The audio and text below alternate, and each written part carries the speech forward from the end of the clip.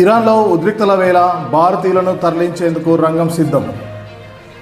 ఇరాన్లో పరిస్థితులు క్షీణించడంతో పాటు ఆ దేశంపై అమెరికా సైనిక చర్య దిగే అవకాశం నేపథ్యంలో భారత్ మరింత అప్రమత్తమైంది.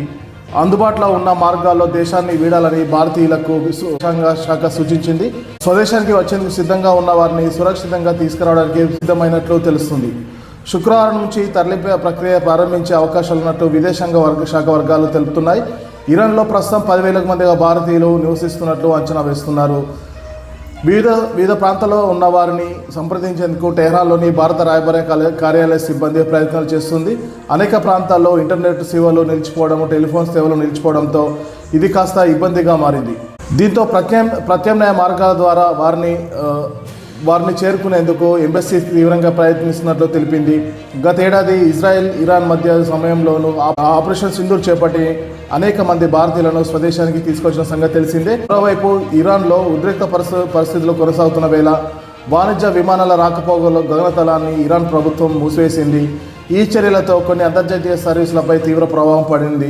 ఈ చర్యలతో కొన్ని అంతర్జాతీయ సర్వీసులు ప్రభావితమైనట్లు ఎయిర్ ఇండియా, ఇండిగో సంస్థలు ఇప్పటికే వెల్లడించాయి. ప్రత్యామ్నాయ మార్గాల్లో సర్వీసులు నడుపుతున్నట్లు ఆయా సంస్థలు వెల్లడించాయి. అయితే ఇరాన్ గగనతల మూసివేత ప్రకటనకు కొన్ని నిమిషాల ముందే ఒక ఇండిగో విమానం టెహ్రాన్ నుంచి భారత్కు బయలుదేరినట్టు సమాచారం. ఏదేమైనా ఇరాన్లో చిక్కుకున్న భారతీయులు విద్యార్థులతో సహా కలిపి మొత్తం 10,000 మంది వరకు ఉండొచ్చని విదేశాంగ శాఖ ఒక అంచనాకు వచ్చింది. భారతీయులను ఇరాన్ నుంచి తరలించడానికి శుక్రవారం నుంచే ఇది ప్రక్రియ మొదలు కాబోతున్నట్టు తెలుస్తుంది. ఇరాన్లో జరుగుతున్న అంతర్గత కల్లోలం మరియు ఏ క్షణమైనా అమెరికా ఇరాన్పై దాడి చేసే అవకాశం ఉన్నట్టు స్పష్టమైన సంకేతాలు కనబడుతున్నాయి. ఈ నేపథ్యంలోనే భారత్ అప్రమత్తమై ఇరాన్లో ఉంటున్న భారతీయులను స్వదేశానికి తరలించే ప్రక్రియ శుక్రవారం నుంచి ప్రారంభించినట్లు తెలుస్తుంది.